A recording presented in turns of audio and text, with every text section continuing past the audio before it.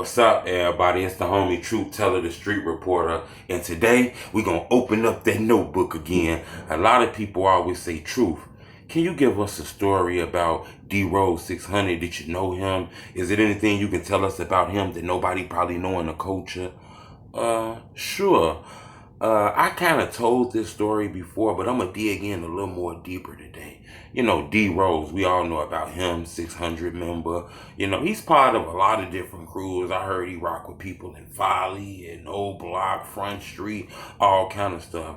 He was real close to King Von. You know, him and King Von got a video that went viral before we even really knew who King Von was, with them kind of him and somebody up, like on a bike and taking this like Tim's or something like that. That video kind of went viral. We all heard the news of D Rose. He was locked up. Police accused him of a murder. He was actually convicted of it. I believe given like 40 years, man. Can you believe he was given like 40 calendars? That's a long ass time to be locked up, to be honest with you. You know, news started breaking on the internet that people were saying D Rose didn't do that. D Rose is locked up innocently. People just knew D Rose was a problem, so they named him to get him out the way. You know, I was actually lucky enough to get an opportunity to speak with D Rose one day, just one day. Remember, I was interviewing for a long time. You know, one day I actually got a call from a lady, a female contacted me, told me that I believe she was like the girlfriend of D Rose. And D Rose wanted to speak with me. We was going to do a phone interview. She told me what day he was going to call, just be ready and make sure I got everything ready to interview him and stuff like that. He called. I couldn't believe this. This was really real. This wasn't like a fake fan or anything like that. He called me. We did the interview. I put it on my old YouTube channel. You know, by mistake, it was kind of like some music in the background. So I won't be able to upload it again due to copyright reasons. But, you know, the interview was dope. We spoke on a lot of things in the interview. But it's a few things I kind of want to pinpoint in the interview that I think I want to share with you. One of the first things he said was he shouted out me, Rap Ketchup, SMTV, a few more other sites, which let me know he was up to date what was going on in the internet world, what was going on the blog sites, all the rumors in the streets. He heard about them. You know, he wasn't just like, you know, in the dark and didn't know anything and shit like that. Another thing that he knew that kind of shocked me, well, it didn't really shock me. You know, he called me Truth Tellers. He didn't call me We Are the Truth Tellers. He knew my name was Truth. So I'm pretty sure he's seen some of my videos and things like that from him being locked up, which is crazy. You know, but I'm going to tell you one thing that stood out to me. I asked him in that interview, do you still stay in contact with Chiefkeef? You still stay in contact with Lildurk? You know, do you still talk to them? Is there still communication with y'all? What he told me shocked me. I'm not gonna lie. The guy told me, truth teller, my bond is only $100,000. That's what he told me. Now, I didn't know if he was telling me that as in a good way or if he was telling me that in a bad way. I took it as he was saying, look, those guys got all this money, man. It's time for y'all to come get me, man. That's what I took that shit as. I took it as he kind of felt some way that, you know, Keef and Durk was getting fame and rich and nobody came and got him. I'm not sure if he realized at that time, though, you know, $100,000 is a lot of money. And I'm pretty sure guys wasn't as rich financially as they made it look on the internet and shit like that. It's different right now if guys had a bond. But I think back then when that shit first happened with D Rose, it probably would have put people in hardships to come up with that 100 bands, you know.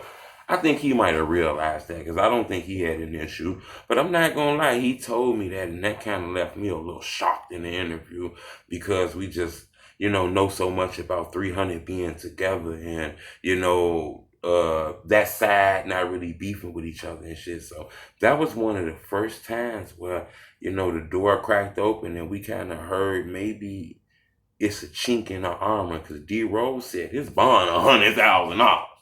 You know, I ain't understand what that meant, but when you think about it, do you still stay in contact with them? True tell.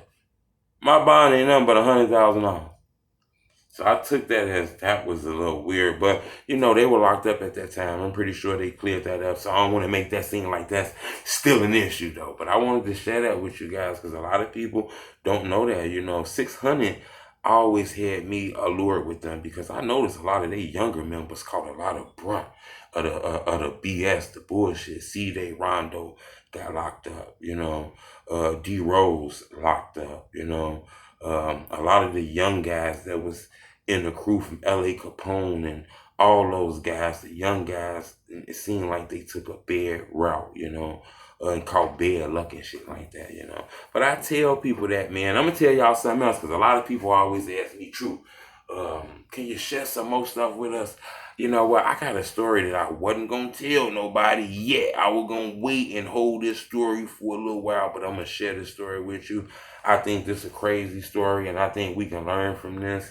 This is the reason why I'm gonna share this story with you. And I didn't share this story before, but I didn't really get all the way in depth in this story right here. But I want to tell you guys, when it comes to this rap shit, you never know where it'll lead you to, because I told you guys about that story with JoJo Capone.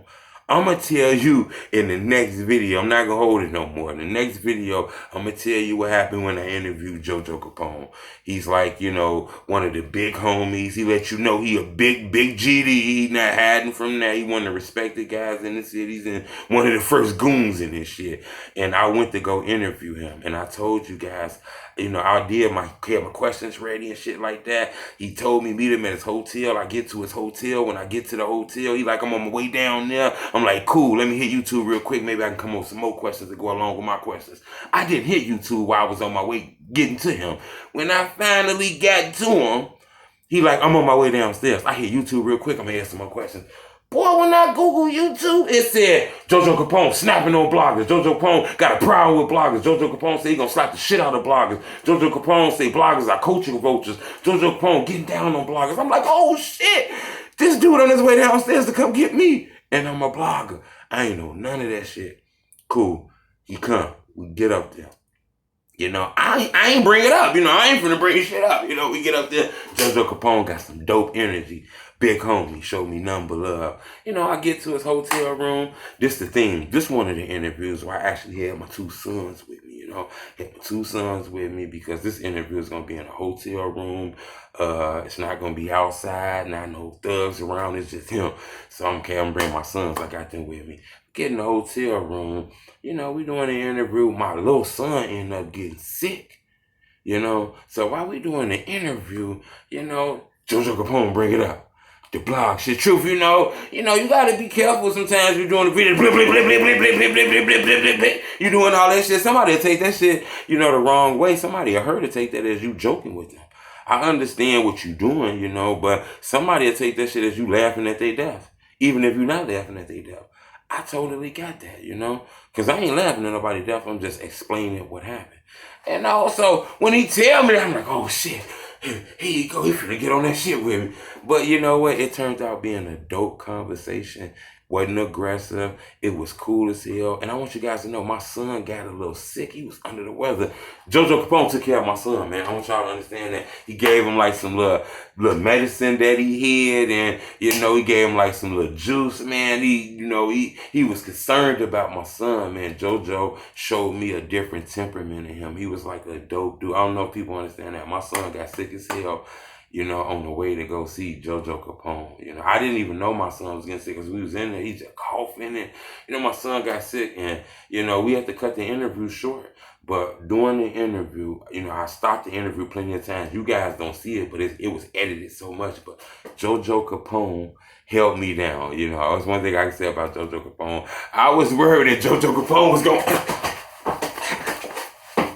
held me up, but instead, he turned to be a lifesaver, helped me get my son soothed, and he called me the next day and checked up on me. You know what I'm saying? And I told him, I say, Legend, I appreciate you, Legend, because you could have just scrapped me up all around the room and all kind of shit, man. And I appreciate you, Legend, for understanding all bloggers ain't the same. And he was like, oh, not all love. Truth is all love, man. Just you be safe out here and make sure you do the videos. You think about the people you doing the videos about it. He gave me real good advice. So that's why I keep saying, sometimes we put the temperament in these stories and these captions on the internet and put it on these guys. But like I say, if you're not personally beefing with them, because I don't personally got to beef with none of these guys, never did nothing to them, so it wasn't a problem. But if you did some dirty shit to their brother, their cousin, don't be surprised if a motherfucker come walk your head down. But I wanted to tell you that. I'm gonna open up the notebook again later on to tell y'all some more stories. But subscribe to my YouTube channel. I appreciate the love. Keep the donations to yourself. It's hard out here. You want to support me, hit the like button. It's the homie truth.